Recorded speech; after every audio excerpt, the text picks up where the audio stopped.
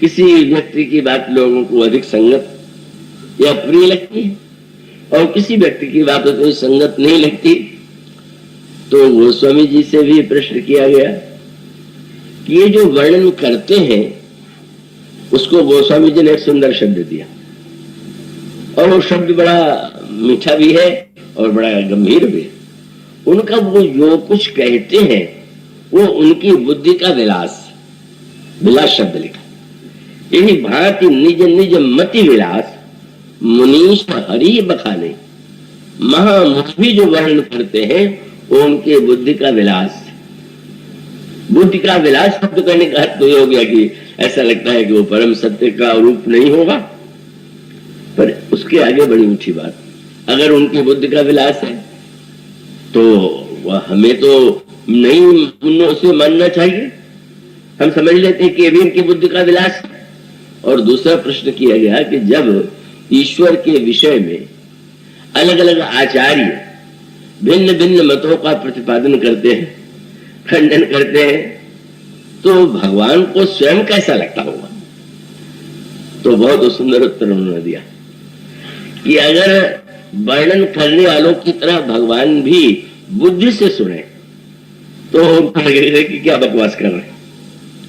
पर वो अच्छा यह है कि बुद्धि से सुनते नहीं, कहने वाले बुद्धि का प्रयोग करते हैं और सुनने वाले प्रभु जो है, दृष्टांत के रूप में यूं कहे, बच्चे जब खेल खेलते हैं, देहातों में वो बचपन में देखा, और मेले के दिनों में होते तो छोटे छोटे कढ़ाई और कलछरी और चूल्हा वो खेलने के लिए ले आते, और फिर वो तो छोटे से चूल्हे में 2-4 सीख जैसी लकड़ी डाल दिया, नकली कढ़ाई छोटी सी चढ़ा दिया, उसमें मिट्टी डाल दिया और फिर उसको चलाते।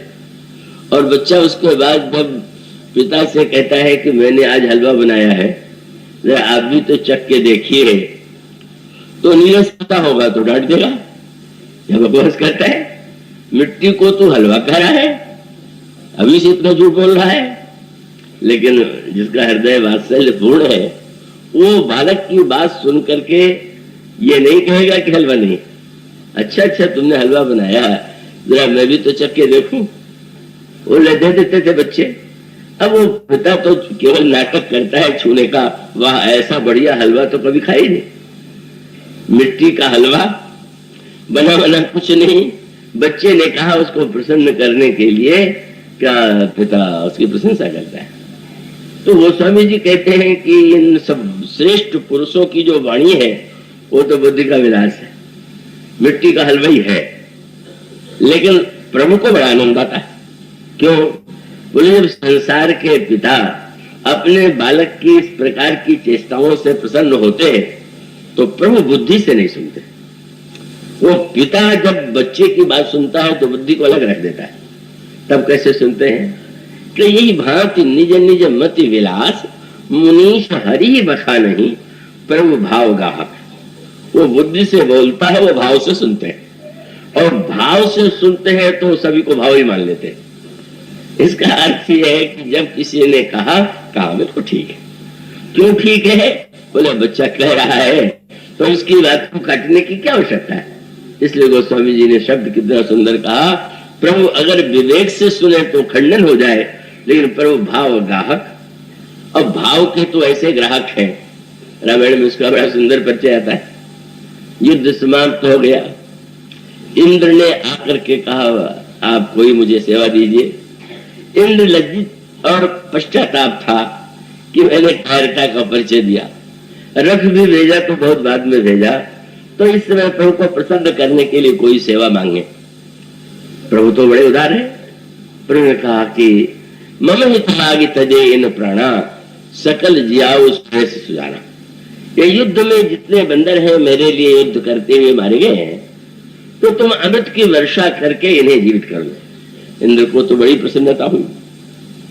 प्रभु ने सौभाग्य दिया और इंद्र ने आकाश से अमृत की वर्षा की, और युद्ध में जितने बंदर मारे गए थे वो ज्यों के तो पुनः जीवित हो गए।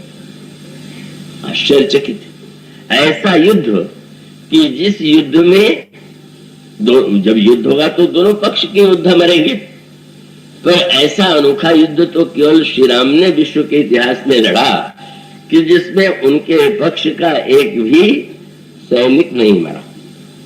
मरा तो फिर जीवित हो गया। एक कितना विलक्षण श्री राम के चरित्र का दर्शन है।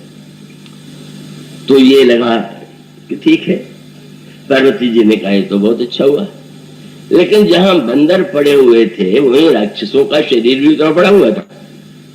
तो अमृत क्या इंद्र ने राक्षसों के मुंह में या मुंह ऊपर नहीं डाला, केवल बंदरों के ऊपर वर्षा की नहीं, वो तो बरस रहे थे, तो राक्षसों पर भी गिर रहा था और बंदरों पर भी।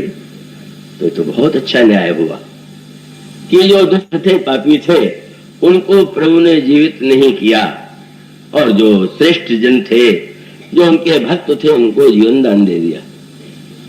भगवान शंकर ने मुस्कुरा करके कहा, इस भ्रम में मत रहना, ऐसा कोई न्यायवाद नहीं हुआ। वो इसलिए नहीं जीवित हुए कि वो नरक में चले गए, तब कब भगवान श्री राम ने उन सारे राक्षसों को मुक्ति देकर के अपने धाम में भेज दिया। बड़ा अद्भुत दृश्य है। पाप युक्त जितने हैं वो मुक्त होकर के प्रभु के धाम में चले गए, और जो पवित्रात्मा थे वो जीवित होकर के सेवा में आ गए। आश्चर्य हुआ। शंकर जी ने कहा, से कृपालु को कहो भवानी, प्रश्न प्रभु से किया जाए कि आप तो मर्यादामय है, ये कौन सा न्याय है कि आपने बंदरों को जीवन दान दिया तो ठीक है, लेकिन राक्षसों को मुक्ति देने का क्या फर्क है? तो भगवान ने कहा कि भाई, अवतार में तो भाव की मुख्यता है, वो तत्व तो निर्गुण निराकार रूप में भले ही विचार की मुख्यता हो, और इसलिए मैंने इसलिए इन राक्षसों को मुक्ति दे दिया कि वो बड़े भावुक थे। राक्षस और भावुक थे। कौन सा भाव था महाराज? आपको स्वामी मानते थे, दास्य भाव था कि सख्य भाव था कि वात्सल्य था कि श्रृंगार था कि माधुर्य था? भक्तों ने कहा भगवान का कि भक्ति के लिए 5 भाव होते हैं, और ये 5 भाव है। तो राक्षस क्या 5 भावों में से किसी एक भाव से आपकी आराधना करते थे? प्रभु ने जो उत्तर दिया आप मानस में पढ़ लीजिए। भगवान राम ने कहा, नहीं, दास्य सख्य वात्सल्य श्रृंगार और शांत भाव से तो इन्होंने उपासना नहीं किया। तो ये 6वां भाव कौन सा आ गया? प्रभु ने कहा, बैर भाव सुमिरहि मोहि निश्चल। उन्होंने कहा, राक्षस बैर भाव से मेरा स्मरण करते थे। बैर भाव हुआ कि कुभाव हुआ? आप किसी को शत्रु मान ले तो क्या भक्त हो गए? क्या आपका भाव हो गया? पर प्रभु ने कहा कि भक्त लोग भाव से मेरा चिंतन ही तो करते हैं, और ये भी तो बस मेरे प्रति शत्रुता रख करके बैर भाव से ही मेरा स्मरण करते थे। इतना मेरा स्मरण करने वाला भी अगर मुक्त नहीं होगा तो कौन होगा? रामाकार भय तिनके मन मुक्त भय छूटे भव बंधन। मानो भगवान श्री राम जब भाव को ही नहीं कुभाव को भी भाव मान लेते, ऐसा जो उदार भाव का ग्राहक हो, उस उदार ग्राहक के वह जो ग्रहण करने वाला है, वो तो चाहे जहां जो मिल रहा हो उसी को खरीदने को तैयार। तो किसी दिन लक्ष्मण जी ने कहा, महाराज, इस सारे शास्त्रों में ये बैर भाव का वर्णन तो कहीं नहीं है। प्रभु ने हंस करके कहा, ये मेरी कृपा शास्त्र में है, अन्य शास्त्रों में नहीं होगा, लेकिन वह शास्त्र तो मेरे पास ही रहता है। तो अब वो जो इतना भाव ग्राहक हो कि वो भाव को भाव मान ले, उसके विषय में जब भी आप कुछ कहते हैं तो कहने वाला कितना ही दावा करे, अगर तर्क से युक्ति से देखा जाए तो उसका खंडन हो सकता है। लेकिन जब प्रभु उसको सुनते हैं तो परस्पर विरोधी बात कहने वालों को भी कह देते हैं, बिल्कुल ठीक, बहुत अच्छा, तुम जो कहते हो बिल्कुल यही है, ऐसा ही है। और फिर उस व्यक्ति को या मुनि हो या आचार्य हो लगने लगता है कि ईश्वर ने स्वयं प्रमाण पत्र दिया है कि बिल्कुल ठीक है। उन्हें यह पता नहीं कि ये प्रमाण पत्र दूसरों को भी दे चुके हैं, और वो विरोधी लोगों को भी दे चुके हैं। प्रभु का प्रमाण पत्र जो है भक्त लोग बहुत प्रामाणिक नहीं मानते।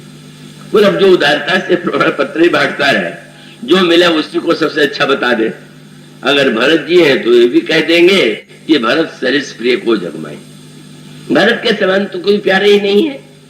और गुरु वशिष्ठ से बंदरों का परिचय कराने लगे तो गुरु जी से कह रहे हैं, ये सब सखा सुनहु मुनि मेरे, भय समर सागर कह बेरे, मम हित लागी जन्म इन हारे, भरत ते मुझ अधिक प्यारे। भरत के समान कोई प्रिय नहीं है और ये भरत से प्यारे, कितनी विचित्र बात है।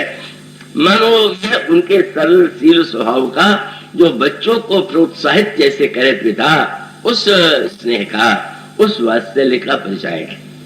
और इसलिए उनके विषय में जैसे कुछ कहना कठिन है वैसे कहना बिल्कुल सरल है। सरल है माने वो तो प्रत्येक को भाव से सुन करके स्वीकार करेंगे।